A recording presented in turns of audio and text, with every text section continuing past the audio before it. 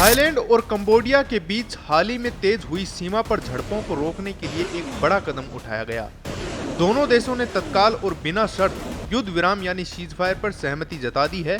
यह समझौता मलेशिया के प्रधानमंत्री अनवर इब्राहिम की अध्यक्षता में हुआ, जहां दोनों देशों के नेताओं की बैठक मलेशिया की राजधानी पुत्रजाया में हुई। इस संघर्ष में अब तक कम से कम 35 लोगों की मौत हो चुकी है और 2,70,000 से ज्यादा लोग अपने घर छोड़ने को मजबूर हुए हैं। सीमा पर हालात इतने तनावपूर्ण हो गए थे कि दोनों देशों की सेनाओं के बीच भारी गोलाबारी और रॉकेट हमले होने लगे थे।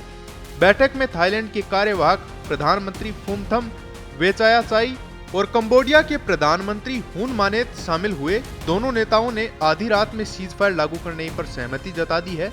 इसके अगले दिन यानी मंगलवार को दोनों देशों की सेनाओं के वरिष्ठ अधिकारियों की बैठक तय की गई है।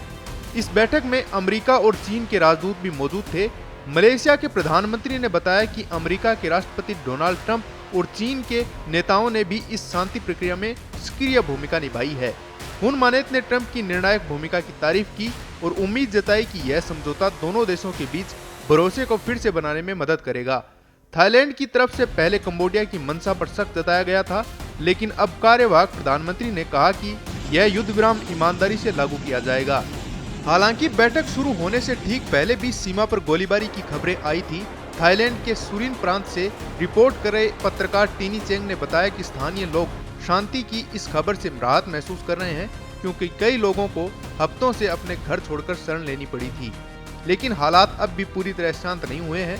थाई सेना ने बताया कि सोमवार तड़के सीमा पर गोलीबारी हुई और एक व्यक्ति की मौत हो गई। कंबोडिया के अधिकारियों ने आरोप लगाया कि थाई सेना ने उनके क्षेत्र में भारी हथियारों से हमला किया, जबकि थाईलैंड का आरोप है कि कंबोडियाई सैनिक विवादित मंदिरों में छिपे हुए हैं और लगातार रॉकेट दाग रहे हैं। विवाद का केंद्र बने कुछ पुराने मंदिरों जैसे तामुएन थोम और ताकवाई, जिन पर दोनों देशों का दावा है। इन इलाकों में लंबे समय से तनाव बना हुआ है, लेकिन हाल के दिनों में यह सीधा सैन्य संघर्ष में बदल गया। अब देखना होगा कि यह सीजफायर वास्तव में जमीन पर कितना असर दिखाता है और क्या यह संघर्ष वाकई थमता है या फिर यह सिर्फ एक अस्थायी विराम बनकर रह जाएगा। ताजा अपडेट के लिए जुड़े रहें पत्रिका के साथ। नमस्कार। देश दुनिया की ताजा खबरें और वीडियोस के लिए अभी डाउनलोड करें पत्रिका ऐप।